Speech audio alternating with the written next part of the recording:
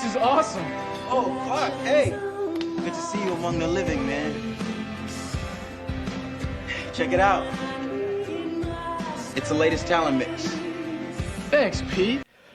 Good to see you all among the living. Hello, everyone, and welcome to the Talon Mix. It's a Smallville recap podcast that, you know what, you might even like if you don't watch the television show Smallville.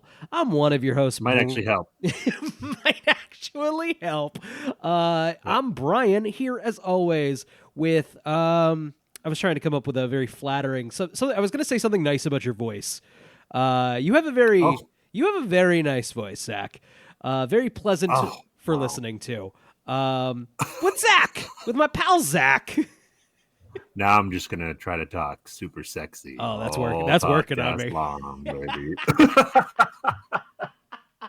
And then I ruin it with a very unsexy laugh. There you go. I'm great. How are you doing? I'm doing okay. Have you ever been self-conscious about the way I was about to word that is I am self-conscious about my laugh. Have you ever been self-conscious about your laugh? Yes, I think most people are because it's such a weird, violent noise. Sure. But I definitely, absolutely. Yeah. I've been told throughout my life that my laugh is quite distinctive. I've accepted that about myself. But I was at a Broadway show. I was at Kinky Boots with my mom. A comedy musical performance. You know, with jokes. That's part of the thing. Delightful song and dances with jokes. And Act 2, a woman during intermission, a woman very, very annoyed with me turned around and went, "You have some laugh." And I felt terrible about it for a week. What? Oh. I mean, I sympathize with you and feeling terrible, and I get that. That is it would make me feel shitty too, but that lady needs to go fuck herself. Those two things held in my brain just like I was fine, but it was just like, yeah. Oh, I'm very aware of this now. I don't. Sounds like she has a problem. Sounds like a her problem. It's to be still honest. Truly imagine being do you think you've ever said something so devastating to someone that they just are still thinking about it? Oh, I'm sure unintentionally. Yeah. Yeah, absolutely, of course. I'm just thinking of those like shower moments, those moments in the shower where you're just thinking about that perfect thing you're gonna say or like should have said. And those moments in reality when you're actually in a fight feel like they don't actually really land. No, yeah. At least in my experience. There's no audience to be like, yeah. There's no audience to like cheer you on. Right. It's something about also, when you say the perfect thing, it actually doesn't feel great because you could see the other person. Like, it doesn't feel good to hurt someone else. Right, so right. Just like, ooh. It still doesn't feel good even if you say the right thing. I feel like I rarely get like I said the exact right thing and I cut you. That's usually met with some kind of like, what the fuck did you just say to me? And I'm like, uh-oh. But I just, that power that woman still has in my brain. Oh yeah, it's awful. The stuff think like randomly you'll be having a good day and you'll think about something shitty from like 15 years ago. I get that a lot. Some nothing thing. No one else is thinking about it. The thing that embarrasses no one else has ever thought of ever again. I guess unless like and you. It's like, sorry, go ahead. I can't remember where I put my fucking car keys. Can I get rid of this memory from 15 years ago and like open up some space? I will say the one thing is like if you were ever like in high school and like shit your pants in class, everyone does probably think of that every now and again. Yes, there are exceptions. Yeah, there are exceptions where you maybe need to be embarrassed. You maybe don't need to be. Though that said, if you shit your pants in class, I don't know why that's the example I came up with. It hasn't happened to me. Haven't seen it happen. But to be clear. But there are things like that can also like come around. Yeah, I'm the guy who shit his pants in class. Like that. Yeah, If you exactly. own that the correct way, that'll get a standing O at like the reunion. So either Yeah. it remember- comes around or no one's thinking about it. Yeah. I do. There is in sophomore year of high school, there was one class where a bunch of kids were giving me shit, and they were calling me a lot of homophobic slurs, which was all the rage. The 2000s were 2002. cool. And I was like, at that, for whatever reason, I was like, I cannot take this today. So I went up and told the teacher. She, of course, didn't do fucking anything. Right. But I ran into one of those kids who I was kind of like on again, off again, friendly with. Like, it wasn't like the worst person in the world. Sure. But I ran into him at a party or something like a decade later, and he was like, "Do you remember the time you went up and told on us?" And he was like laughing like I should be embarrassed about it. Like, what an idiot I was.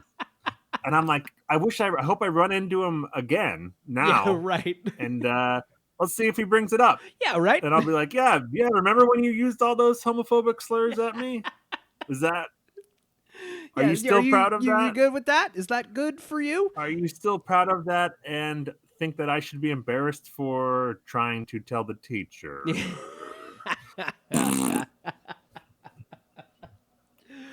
Oh man, growing up is weird. Just like the students of Smallville High, go Crows, who we'll talk about eventually. Great transition. Yeah, there we go. Now, great transition. but speaking of transitions, hey Zach, what have you watched this week? I finished Stranger Things season 4. Nice. I loved it. Yeah, it's I would say it's actually, I'd put it towards the top of my favorite seasons of the show. Yeah, definitely. The only, and I guess this is inevitable because they have one more season, but the only downside was like the last hour of the last episode was just like, no, we're not going to resolve things. We're just going to set up next season. Yeah. Which is fine. I mean, it's expected. It is a TV show. It's not even like it's a movie, you know, it's a... Exactly. I also did not care that much for the Joyce storyline. Yeah. Well, Joyce, it was just going to rescue Hopper, that whole thing. Right. But there's a lot of like a plane crashing in Russia, and that's where in Stranger Things I'm going like, okay. Not enough to like bother me, but yeah. It was a sprawling yes. season. I did appreciate there were some good Murray moments. And that's the thing, it all still works. Brett Gelman looks like he's having a great time. There was much fun to be had, and ultimately the destination was worth all of it because prison fighting demons is pretty fun. It's pretty fun, it turns out. Let's see. I also watched a movie called Confess Fletch, the new Fletch movie. Right. Is that out? Why? Did you get a... It's a limited release. I'm sure it's out in New York, obviously, but it's also stream. Like, you have to. It's a like $20 rental online or whatever. It was fun. I would wait till it's free streaming somewhere, but it was fun. I mean, I would love solid 3 out of 5. I would love the return of a comedy, just a movie with jokes in it. It was so odd to be in a theater watching a comedy. Yeah. I can't remember the last time I went to the movie theater and watched a comedy. Once upon a time, people would be like, hey, that movie apparently has jokes in it. And then you'd get in your car, you'd go to a movie theater, and the actor would fall down a couple times or say a couple witty things. And you go, that was funny. I'm going to go tell my friends that I had a funny time at that film. And you would laugh along with a group of people instead of alone at home. Right. And that would make it funnier because laughter is contagious. Right. Unless... you are Brian in that theater where the lady turned around and told him you have some laugh. Very mean things about his laugh. That was and that's actually why maybe they still release comedies. I don't know, because every time I do go to a movie theater, that lady is sitting in front of me. every single time. We don't plan it. We don't have each other's numbers. It never comes up, but every single time without she just fail. sits right in front of you and just gets pissed every time. You think she'd pick a different seat? Well, because and it might even be man. every time we go to the movies, because sometimes a lot of movies aren't funny at all. A lot of movies are very sad, but they'll have a moment with a joke, and then sure enough, guess who turns around? I've lost track of this bit. Anyway, Fletch, 3 out of 5 stars. Solid. I was pleasantly surprised. I wasn't sure John Hamm would be able to do the funny. Sure, but he acquits himself. He quits himself nicely. It's I am a fan of John Hamm, Comedy Man. Well, I did like him in Bridesmaids. He was really funny as a fucking douchebag. Yeah. I total think douchebag. I think he is primarily, but I enjoyed him in 30 Rock. I think he is more primarily a comedy dude who did a drama. But guy's got a lot of comedy credits since then. But maybe it's the type of comedy I wasn't sure he would be able to pull off. Sure. The first 10 minutes of the movie, I was like, I don't know. They're funny lines, but I don't know if he's hitting them right. And then it seemed like he got better as it went along. And by the end, I thought he was doing really well. So I would watch another Fletch movie. I hope they make another one. John Hamm, I do think also is the most handsome man I've ever met in person. Of just actually, in person. Actually gobsmacked. He did an episode of a show that I worked on, which also to his credit. So we did a show themed around wrestling. We had a whole bunch of wrestlers come in and wrestle the host of our show. John Hamm was going to be the guest. And so our team wrote his team, or just him, hey, would you want to be the referee of this wrestling episode of our show? To which he responded back, I would love to do the show, but I want to wrestle. So, so he did. We put him in a big sumo suit. Oh, and he got his butt kicked by cool. Rhino. Well, he seems like a cool guy. That's cool guy.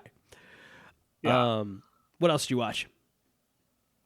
I watched one more thing, but I'm going to save it because secretly you and I are doing back-to-back episodes of our podcast. So I want something to say that I watched in 40 minutes when we do the next episode. Great. Let's see. I didn't watch much this week. It's been kind of a busy week. But I did watch 2021's We Are All Going to the World's Fair. Have you heard of this? No. We're all going to the World's Fair. It is the director's name is Jane Schoenbrunn. And it is weird. It is 86-minute, kind of avant-garde, kind of vibey, sort of set up as a horror movie.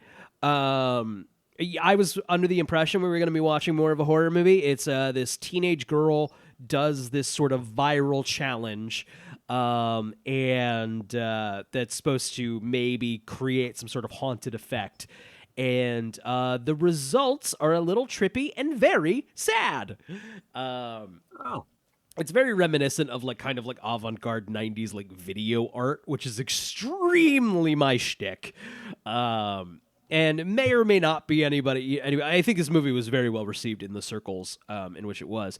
It's not really a horror movie. It's actually just a very sad movie that I think if you, particularly in the 2000s maybe, had a rich social life that was primarily online, like I did.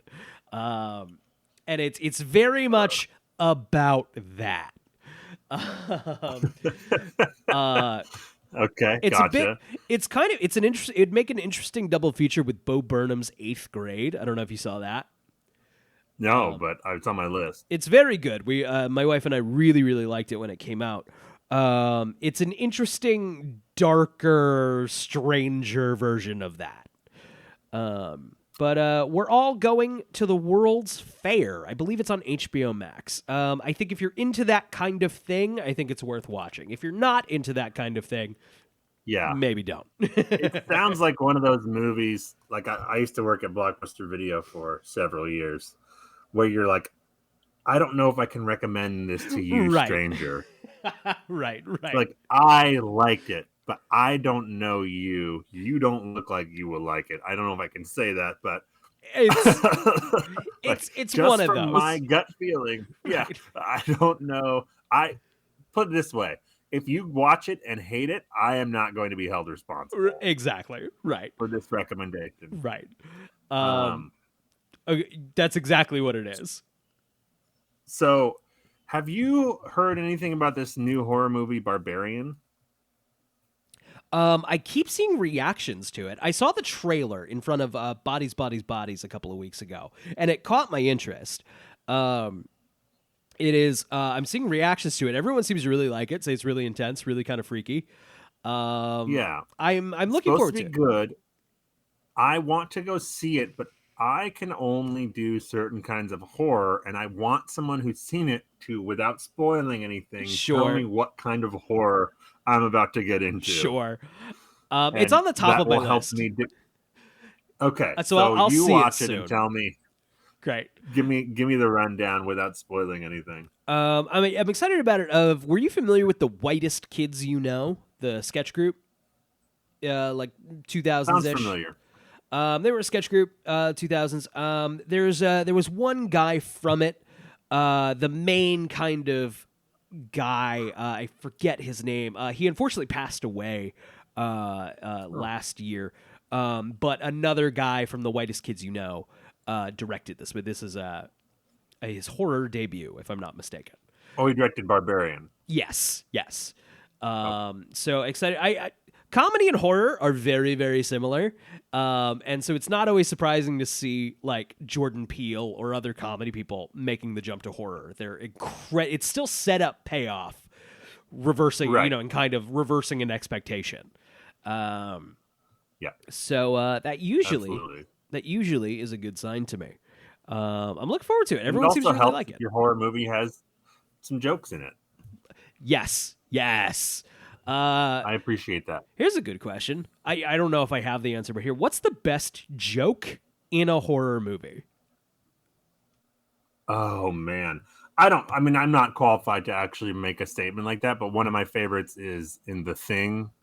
Ooh, when the head grows spider legs and starts walking away, and the guy's just like, "You gotta be fucking kidding!" It's great because we've like reached the peak of like the absolute most insane, disgusting thing you've ever seen, and then it just breaks that tension with a laugh of like, what the fuck? Hell yeah.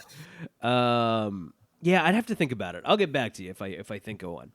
Yeah, Scream has a lot of good jokes. Scream does have a lot of really good jokes. Scream almost Scream like toes that line of, I would consider it a horror movie, not a horror comedy, but like, ooh, it's real close, Right. It's too effective of a horror movie. Right. To be given that comedy subgenre, but it sure is. We went back to the tape and made a call. Well, that's what the Bob Weinstein, the somewhat lesser shitty Weinstein, argued with the MPAA when the original Scream was coming out. They kept giving it an NC-17, and his argument to them was that it's not a horror movie; it's a satire. So the gore is satire, which is not true, and I think he knew that wasn't true. But that's what got the R rating. But you need an R rating, yeah. That's so crazy. Yeah. Did they have to make cuts? Is there a unrated? Yes. Well, they did make cuts. I think they're all back in now when you watch it. Got it. Craven can go there. But it was just a few frames and stuff. It's like funny just a few shots. That is sometimes just what it comes down to, like a couple of shots that got stuck in like the MPAA's craw. I think one of them was that it was not even like, there's some gory shots, but one of them wasn't even gory. It was just that the blood was running down someone's arm, and like you can't do moving blood or something. I didn't. Interesting. maybe it wasn't a rule back then. I don't know. Right. But like nowadays, it would be like a PG-13. Kind of. It's all the Marvel movies are all bloodless, you know. Right, that's true. I'm still obsessed with. I'm gonna. I know we said we wouldn't do it, but I have to bring it out. Zach, I'm sorry. It's a curse. Doctor Strange 2. I'm bringing it back out. I'm lugging it out here. Sorry. Zach, are you familiar with like the general like Marvel fanboy who excitedly exclaimed that Doctor Strange 2 should be rated R? No, stop it. No one actually said that, Brian. I no swear one to you. said that. I swear to you. Ironically, maybe. They did not say that. I swear to you in earnest. Now, here's the thing. Not actually in earnest is here's truly what their perspective was this movie's an adult movie and it should have a rated R. It should be rated R so that I, an adult, can be like, I can tell my mom that I am not a man-child. Yeah. That's the Dark Knight syndrome. It's serious basically. Dark Knight syndrome.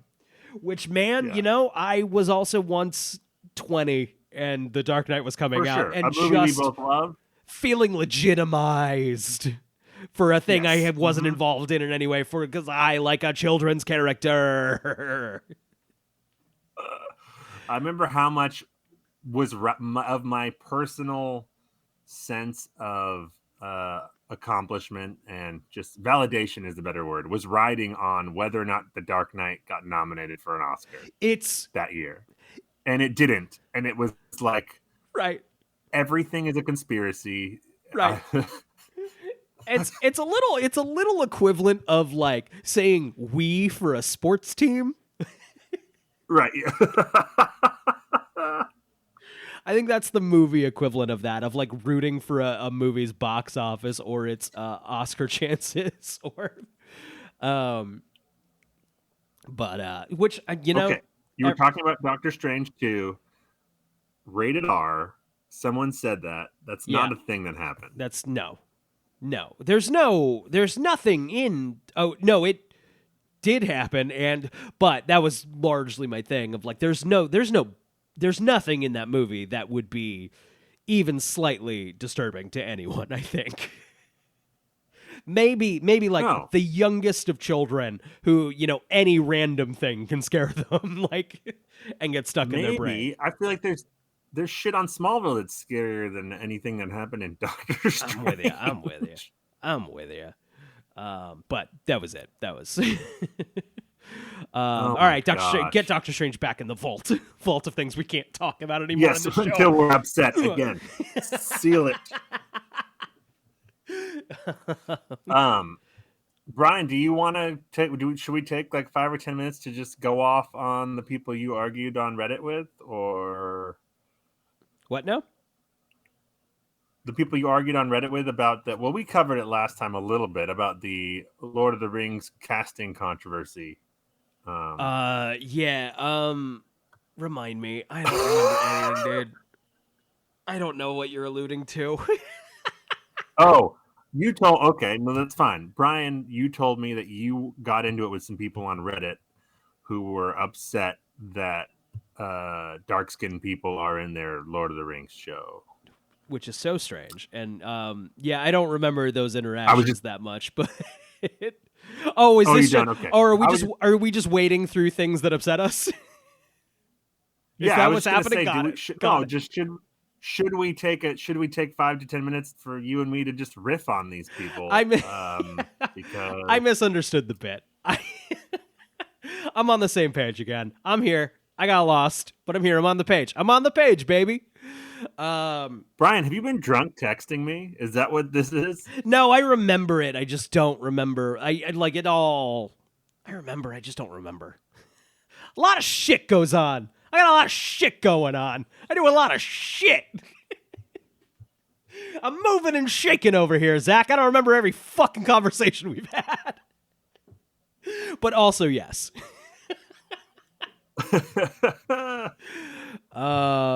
Should we get into Smallville? Yes, absolutely. Zach, This week we watched Crisis. It's the 16th episode in the 3rd season of Smallville, the 60th episode overall. We've talked about 60 episodes of Smallville. What the fuck? We're moving. We're chugging along. We're almost done with season 3. Wow. Wow. And then Cam has to join us for season 4 because Jensen Ackles is on it. Yeah. Yep. We'll have guest host Cam Godfrey for the entirety of season 4, I believe. Okay, so this aired March 3rd, 2004. I don't remember much about March 2004. So March 2004, I'm gearing up to graduate high school. Wow. Lana, this sentence is absolutely going to, like, we're going to spend, Zach, we're going to spend 10 minutes on this fucking sentence. I need you to understand this before I say it. Let's go. Lana needs to study for Mr. Jensen's history exam, so she asks Clark to cover her shift at the Teen Crisis Hotline. How's Lana got Teen Crisis? So, what?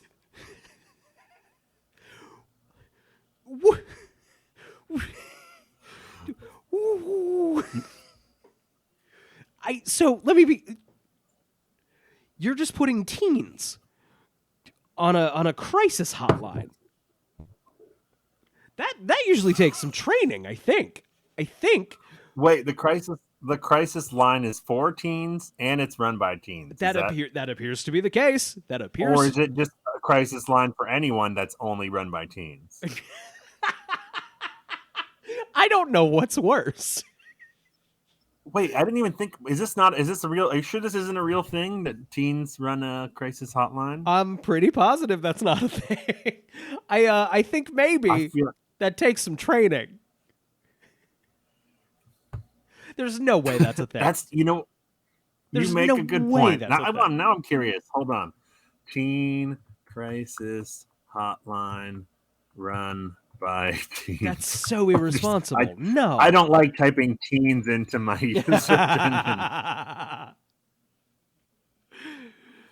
Wait, get counseling from highly trained teens.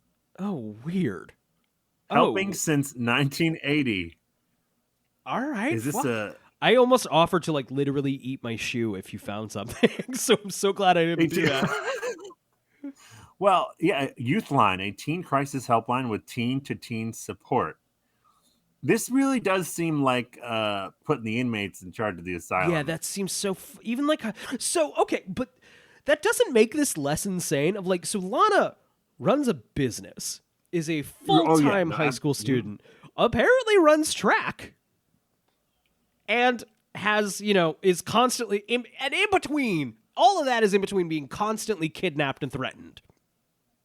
Yes. She went through the intense training that that would be required to be on a teen crisis hotline that she has a shift for, that she needs Clark to. Is Clark trained? Can you just be like, yo, I got to study. Can you take my shit, man? The more outrageous thing is that Pete seems to be a fixture in this teen crisis apparatus. Pete, he's whilst learning to be a world-class street racer, has also been helping to run the Teen Crisis Hotline Center simultaneously. Good Lord. Smallville. Come on. Which appears to be like run in the middle of the night. I mean, when do you have your crises? That's true, yeah. That's true. But they're in Smallville. It's like those phones are ringing off the hook. Maybe they get calls from all over the country just directly to because I guess it wouldn't make sense. National hotline? These fucking small town Kansas teens are taking national calls from How awkward would it be to be like a teenager be like, I have a crisis, I'm gonna call for help, and then it's like, oh hey, is this Bill? Hey, this is Shannon from your high school. Fuck. How can I help you? No, this isn't okay. This isn't okay. No, shut this down. Well, I think we should, in real life, reach out to these people and be like, how much training do we need? I'm really concerned about this. Maybe it's like Rent-A-Cop thing where it's like all they can really do is like give them another number to call. That's the only thing I can get. Like, if they listen and they say don't do it, and they say I can call 911 or for like you, just whatever. redirect to 911 or like a more Yes. like that's the only thing I can imagine. Speaking as someone who was a teen, I would not want teens in charge of that. No. Hard no. Those Smallville, this checks out. Like I didn't take into account. True. We are in Smallville. It's run through the Smallville Medical Center, right. Probably. That's the only thing that makes sense. Yeah, we can have teens do it. I don't have any training. It's fine. It's all totally fine. The doctor's like, neither do I. Doesn't tell me. So the other weird thing is that at the opening of this episode, when it basically opens with Clark and Pete walking into the Teen Crisis Hotline Center, is that Pete and Clark seem to be best friends again. I guess they got over the whole racing thing off screen. Which I guess they did the previous episode as well, when Pete's like, why didn't you tell me you hooked up with Alicia? No, but in that episode, he's like, I know we haven't been on the best terms. Oh, got it. But man, I wish you'd have told me you'd hooked up with Alicia. But maybe that's what they bonded over. Yeah, there you go. All right. So Clark starts working with Pete, and the first call he gets is a message from Lana. Someone is chasing her with a gun. Clark hears a shot and rushes to the Talon to find Lana studying with Chloe, unharmed. We're of course reading directly from the Smallville wiki. The little screen cap here of Lana with Chloe is captioned "All's well tonight." Anyway, aren't they like in their pajamas? Yes. They are in their I'm actually looking at the screen cap here. I would say they're in comfortable clothes. I don't know if it's quite exactly pajamas, but yeah. They live together, don't they? Still? Do they? We haven't seen that situation. Yeah, in a Lana while. still lives with Chloe and her dad. So they get in comfy clothes and go to the Talon to study. I guess if you have your own coffee shop and you're 16 or whatever, right? You and would be hanging out there. And just all those hours too at this business you run as a teenager, real demanding. The next morning, Sheriff Adams reviews the tape. She promises to look into it, but admits that prank calls are a low priority. So Clark takes the tape to Chloe for analysis. She determines that the call was not pieced together, I guess implying that it is not a fake. We would have called that a deep fake in 2022. Boo! Lana figures out that the background noise is rain. Clark uses his super hearing to pick out Adam's voice in the distance. He also finds a bit of a radio broadcast of a Metropolis Vipers game. Is that correct? I feel like it's the Metropolis Sharks everywhere. No, the Sharks is football. Got it. Vipers is basketball. Got it. I don't know real sports, but I guess I don't know Smallville sports or real sports. When they piece together the clues, they determine that Lana's phone call is ... from the future. What? So is this the 5th week in a row we're doing movie knockoffs? Because I think this is kind of like a frequency thing. That's exactly what I was going to ask. I don't think it's quite frequency, but it's enough of a, if you walked in the writer's room and were like, let's do a frequency. Yes, that's what I'm saying. And it's not a knockoff really, but it did originate, I can almost guarantee, from a writer being like, hey, I saw this movie Frequency. Should we just do that kind of. Clark deals with a frequency. Yes. Okay. Mm-hmm. So meanwhile, Did you like the movie Frequency? I saw it when it came out. I watched it with my mom, rented it from a Blockbuster. I don't remember a single thing about it. I remember Same. Rain, I remember. I think. I remember being upset because I was a time travel geek at the time, and the time travel stuff didn't add up at the end, and being like, that movie's garbage. I'm sure it's not. I think I remember being bored, but I don't know if that was a problem with the movie or me. What is Frequency? Is it? I'm gonna look up its Rotten Tomato score. Is it genuinely considered a good movie? I think it's in the middle. I think it was like I would guess like 60s, 70s. 70 on the dot. Score-wise.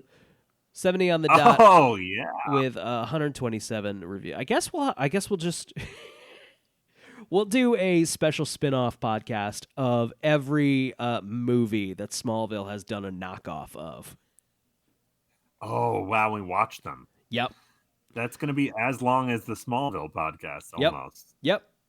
Okay. So meanwhile, Lex confronts Lionel with a vial of the blood serum and papers describing that the trials have so far resulted in patients whose minds remain conscious while their bodies deteriorate. Lionel thinks he wants to shut the program down, but Lex wants to be put in charge of it. Dun dun dun. Lionel responds by going behind Lex's back and confiscating the blood platelets and ordering Dr. Teng to clear out the lab by the end of the day under threat of deportation. Lionel plans. I feel like the Luthers go use that deportation threat real quick. Yep.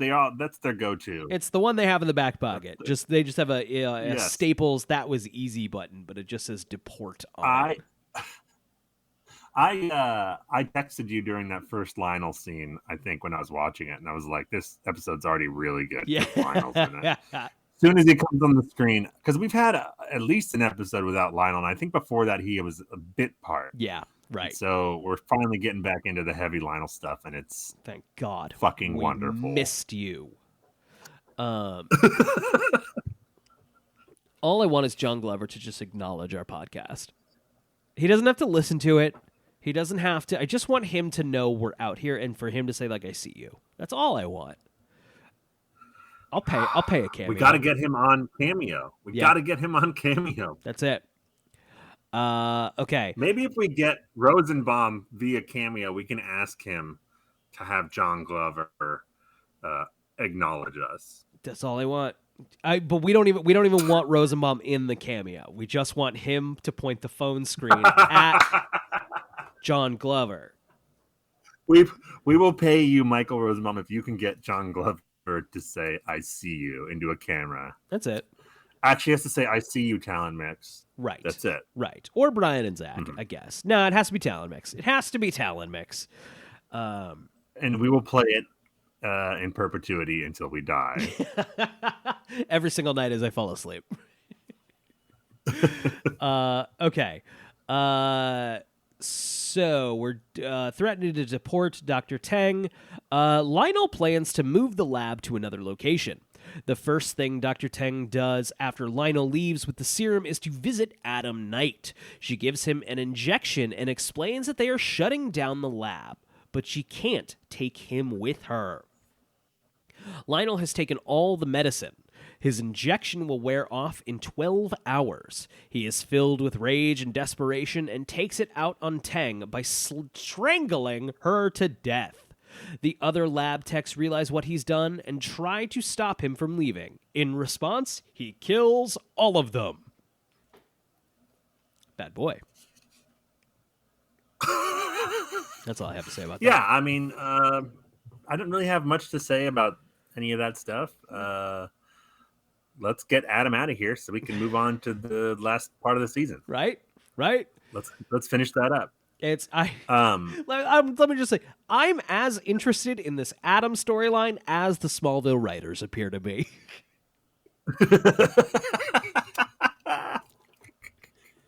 Yep. Nope. Sure seems like we're just wrapping this up.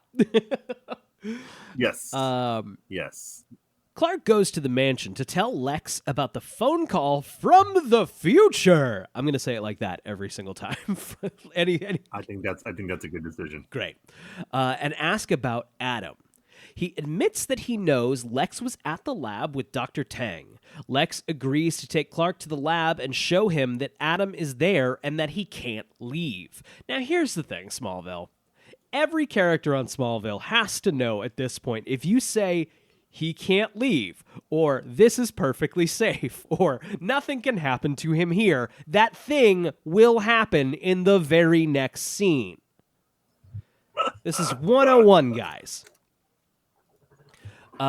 When they arrive, what do you know? Dr. Tang and 7 lab techs are all dead, and Adam is not there. I believe it's literally scene by scene. Clark, trust me, Adam can't leave. Scene cut. Adam's not here. Come on. It's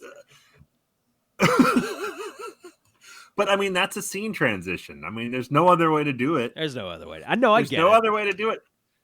You can't be like, let's go check. He might not be there. And then you get there. He's like, no, he's not here. Right. That doesn't work as well. Right. And you can't, you also can't have Lex just being like, I don't know, he's in the basement. It's probably fine, right? I haven't checked.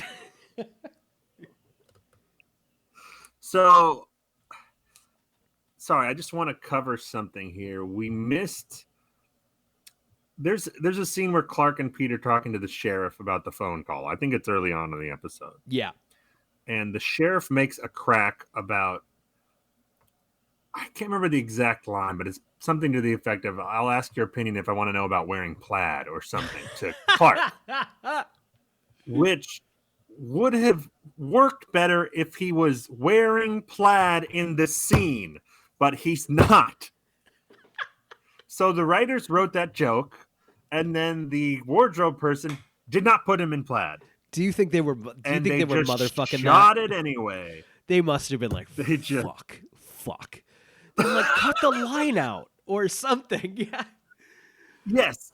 Well, like I guess the line works because he wears plaid a lot in the show, but he has to be wearing it in the scene for that joke to really hit. Doesn't it? Do you think there was at this point in the show, like we're in season 3, Tom Welling's working really long ass days. I could see that popping into his brain and then just be like, I'm not fucking worried about it. Yeah. Don't tell anyone. Do not mention this. Or maybe I'm sure they shoot him out of order. So maybe they shot most of the episode and then they got to that scene and they're like, oh, fuck. Right. Well, oh God, like, you're right. Just shoot it. Shoot it. It kind of makes sense anyway. It doesn't wear plaid in the past. It still works. Fucking 2 assholes aren't going to talk about it on a podcast in 20 fucking years. That's for damn sure. To nobody. To maybe John Glover one day. One day. Have we gotten to when does? Oh yes. So when Clark is in the torch with Chloe, listening to that recording, and he uses his super hearing to hear the voice. Right. And then Chloe enhances it, and they can hear it. And she's like, "How did you hear that?" And Clark says, "I don't know. I missed too many Linkin Park concerts, I guess." Oof. Which I think is a good line. Yeah. I think is a good line. Oof.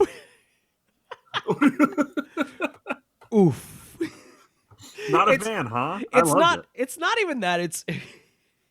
It's just funny when something like of the era does something hyper specific like that. And like, ooh, no. It's not that it's a bad line, it more just reminds me of my own mortality, you know?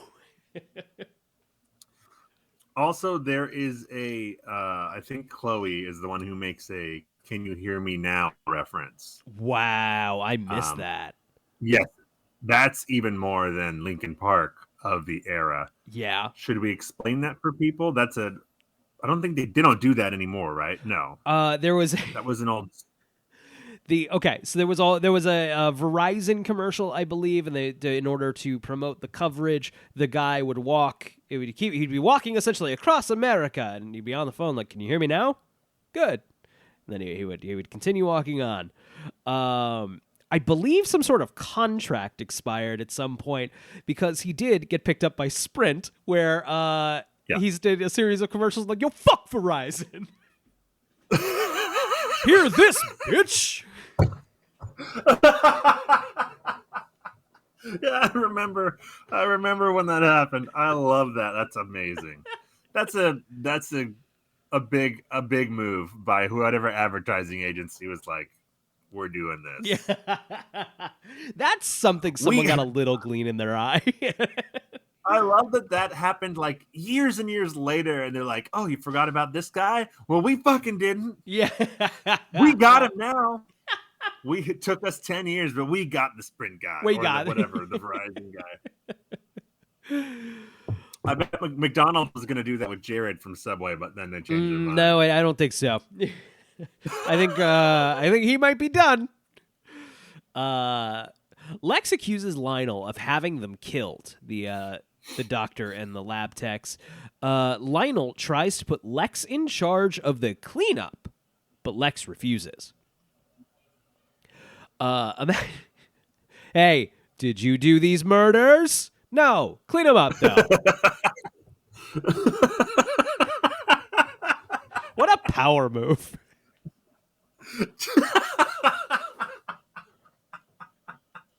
Did you do these murders? No, but you should definitely clean them up for me. Whoever did the murders is going to want you to clean them up. Right?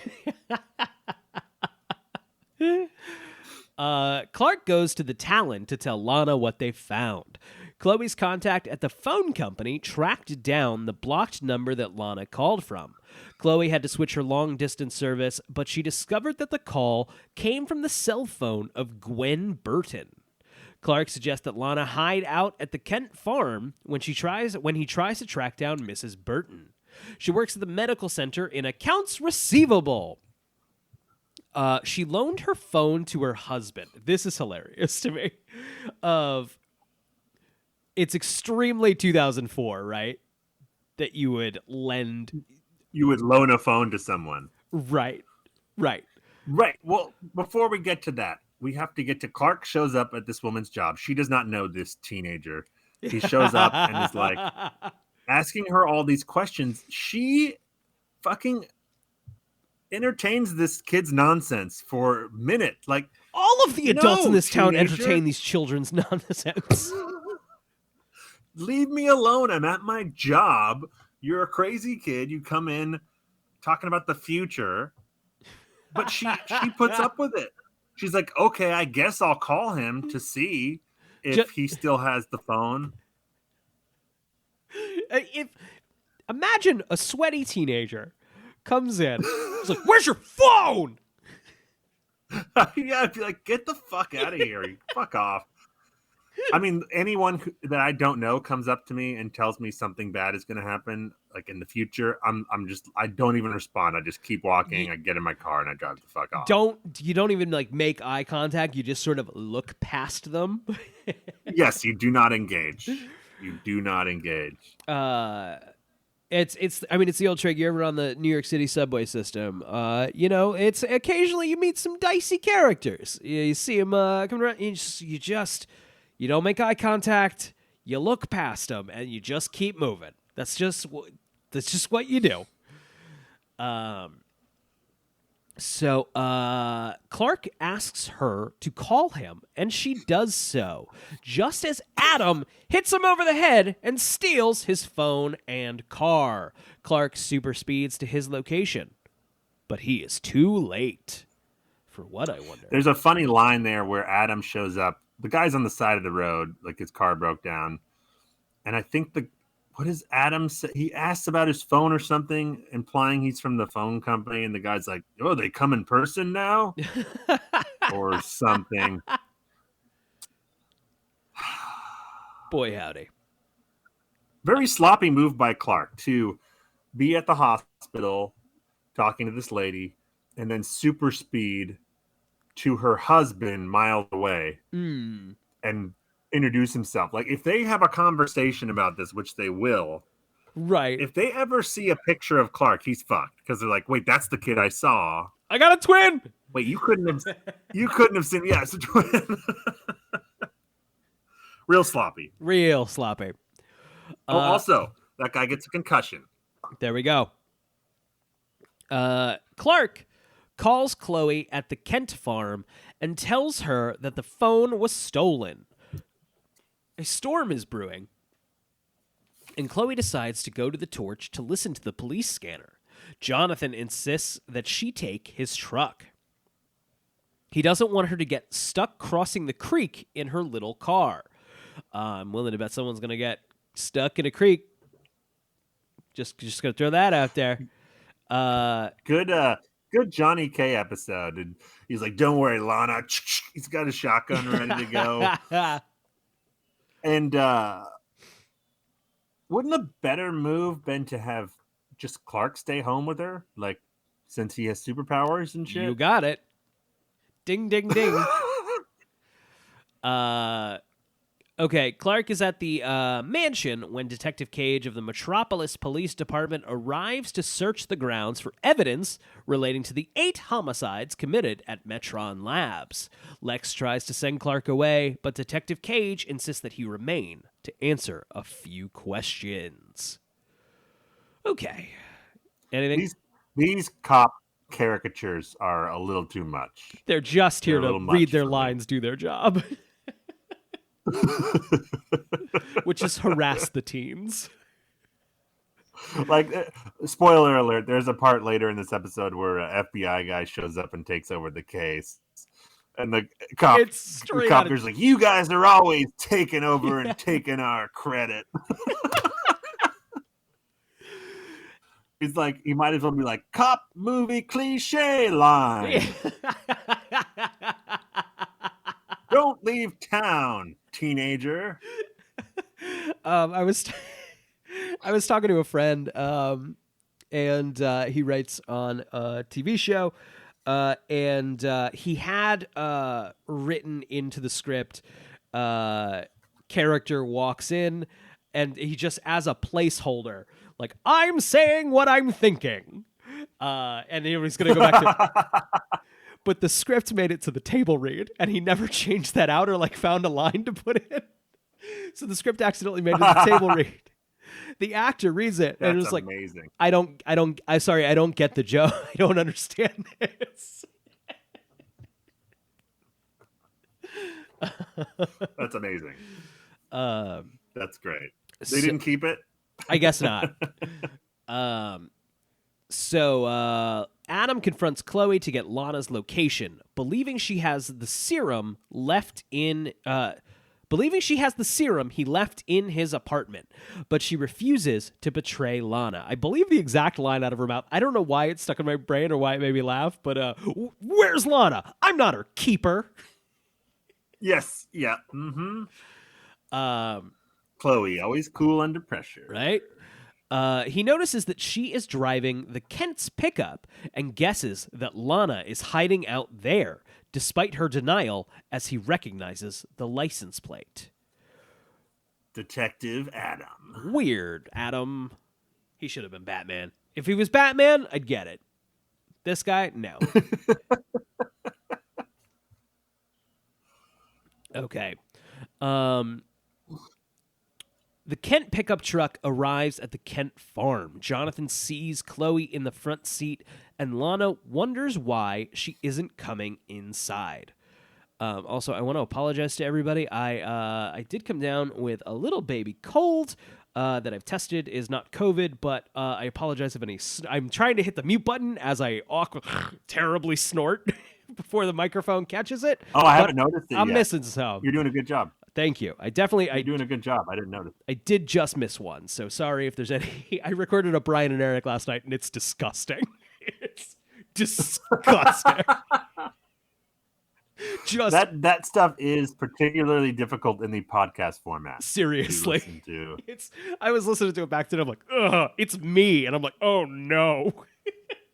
I'm like really sensitive to that stuff. I don't like watching old like Friends reruns when I can tell one of the actors has a cold. Sure.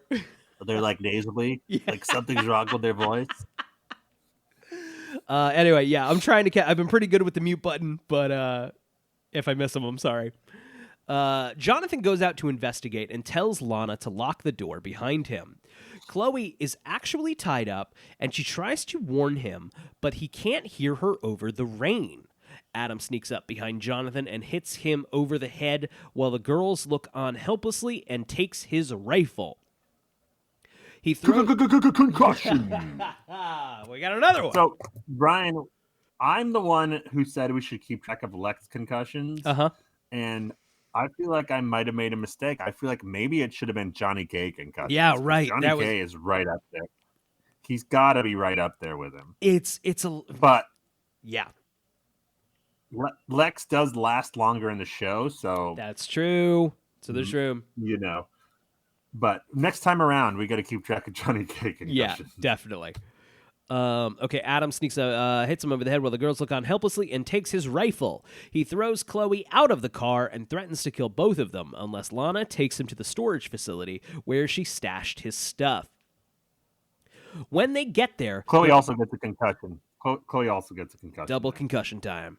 When they get there, the vials... Which means we have...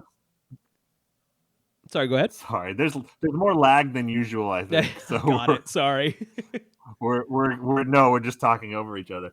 I just want to say that Chloe concussion puts us above season 1 for concussions with 15, but still behind season 2 because season 2 had 24 fucking concussions. Oh my god.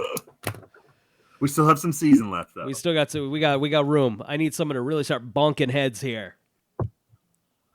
I really need an episode where the meteor freak really just loves bonking heads, and that's their whole power. They bonk heads real powerfully. He has the power to bonk heads.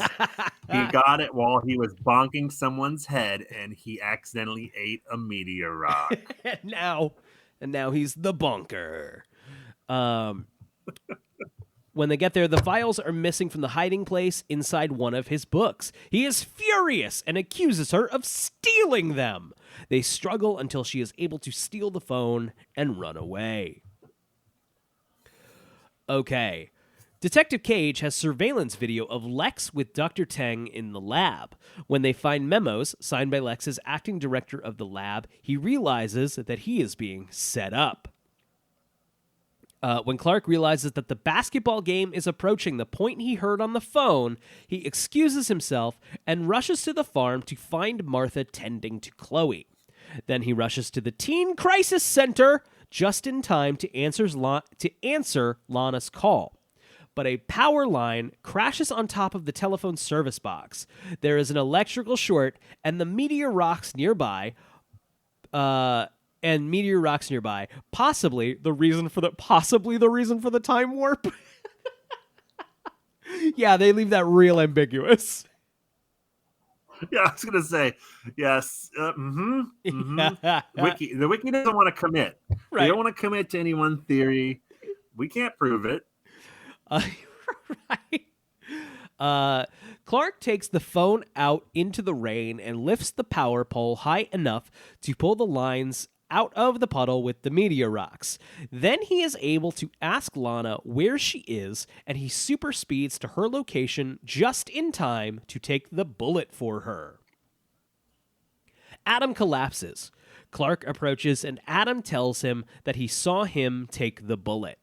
Now he knows why Lionel sent him to watch Clark, but it's too late because Adam is appearing on Lost in 2 months on ABC. I was gonna say that his last line of dialogue, it's maybe I'm wrong, but it seems like he's really phoning it in. He's like, I saw you take the bullet, Clark. I'm going to Hawaii. I don't care about this fucking show anymore. No one. Yeah, I'm leaving fucking Vancouver. I'm going to Hawaii. Going to ABC. Adam predicts that Lionel will not stop pursuing Clark, and it would only be a matter of time before he discovers his secret. Meanwhile, back at the mansion, Detective Cage has decided that he has enough evidence to place Lex under arrest. Just as he's putting on the cuffs, Agent Loader arrives from the FBI. Big FBI tough guy here to take all the credit from the local metropolis police. From the guys on the ground. You guys are always taking our credit. In exchange for immunity, Lex offers to help bring down Lionel. Lionel brings in a new doctor to manage the project, claiming he has a liver disease that is killing him and time is imperative. A claim confirmed as Lionel reviews his medical records. And it just says here, consider suicide. But like, no, there's a long, like, just John Glover chewing it up silently with a gun. It's great. It's like the writers are like, okay, John Glover, gun, opera music, go. Chef's go, kiss. John Glover. Do whatever you want to do. That's exactly what I want this episode, television show to do. The episode ends with him putting the gun in his mouth, right? Or like right up to his head. Like he's about to shoot himself. Yeah. Or at least humoring it. Yeah. I think I remember watching that and being like, yes, do it. Do it. I hate you, Lionel Luther. Oh, what a black mark that would be for the show. I know. Thank God they don't go through with it. Spoiler. What we don't have here in the wiki is them talking about like, gosh golly, that time incident was weird at the Talon. No, well, you do have Lana and Clark talk at the Talon, and she's like, I don't understand how you got there so quickly. And Clark is like, must have been part of the time thing. It's must have been the way. Who knows? So, like, here's the thing. It's always phrased from Lana as like your secrets, and Clark being like, I can't tell you my secrets, but it's like, you know, he has superpowers, right? Like, have you not pieced those things together? Like, why have you not directly asked? Do you just have superpowers? Do you want to just tell me about the superpowers? Does she think his secret is like anything else? Like, what else could it? In her mind? In her mind, she's like, okay, trying to figure this out. Certainly, superpowers is on the table. What else is on the table? What else is on the table? What could be? what could be? Continues to show up when you're in actual peril. Right. I think it has to be like she knows he has superpowers, but she's like, I don't know where they come from or what the story is.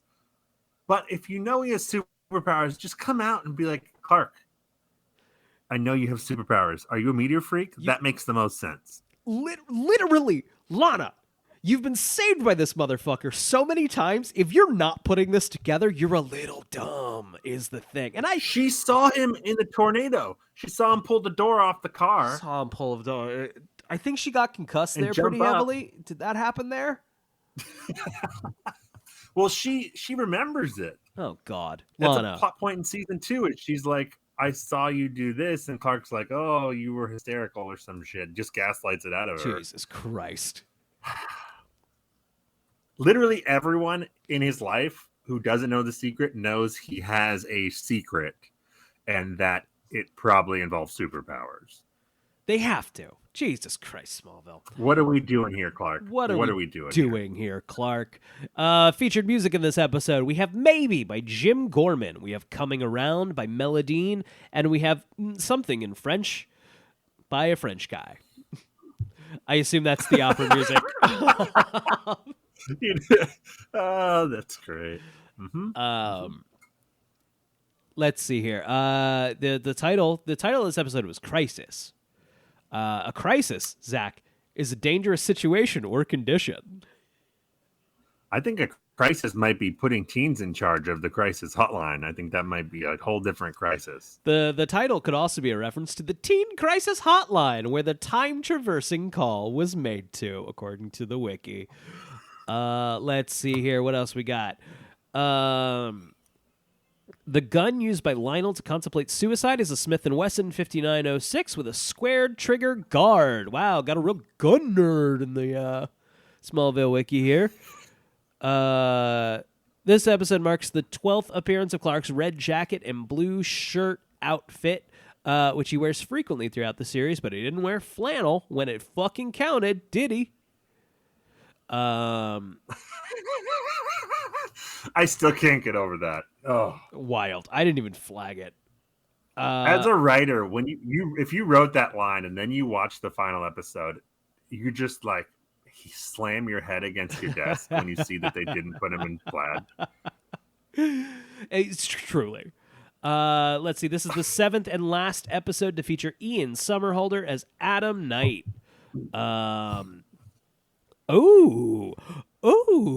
This episode aired with a parental discretion is advised warning at the beginning and was the first episode to do so. For what? I wonder if there was it anything about like crisis centers and like the suicide stuff? I don't know if we were taking that super seriously in 2004. Maybe. Adam kills a bunch of people. But there are people dying on the show all the time. Yeah. Oh, maybe it was Lionel, the suicide thing with Lionel. That's also maybe my question. Putting the gun to his head. Yeah. Right. Let's see. They have what you liked. Clark, in quotes, it is in quotes, explains to Chloe that he can hear so well because he missed too many Linkin Park concerts. Linkin Park is an American rock band that was formed in 1996, and their former lead singer, Chester Bennington, is shown to scream during his songs, which would cause anyone who attends their concerts to have their hearing shot afterwards. Obviously, that's a lie. He has super hearing. Thanks, Wiki. I like the Wiki. Some people probably didn't have their hearing permanently damaged going to a Linkin Park concert. I mean, if you sat way in the back. Everybody. Nope, that's a requirement. Chester Bennington, R.I.P., would go from ear to ear and just shriek into it. And that would happen at every single Linkin Park concert. Zach, that was Smallville. That was Crisis. Any final thoughts? No, I think that is the last of the mid-season movie knockoff type episodes, and I think from here on to the final, it's pretty much like sweeps, like big stuff happening. Next week's a good one. Season. Yeah, next week is a solid one. I think there's a few in a row after that are solid also. Hell yeah. Next week, a big guest star returns, who's only been on the show once before. It's a big one. I believe it's his final performance on the show. I think it might be his final performance anywhere. Oh, you're probably right. I believe he passed before it aired. Wow. That's crazy. But I'm sure we'll learn all about it next week, or for you and me in 10 minutes. But hey, for now, do you have a question for the Smallville gods? Help me, Brian. We gotta ask the Smallville gods something about a Teen Crisis Hotline, I think, or would a Teen Crisis Hotline have accepted us as crisis counselors as when we were teenagers? Oh, as crisis counselors, or just the call? They'd be like, no. Click. Yes. Would Brian and I have made fantastic Teen Crisis Hotline people? Good night, and subscribe to the podcast in places. Bye.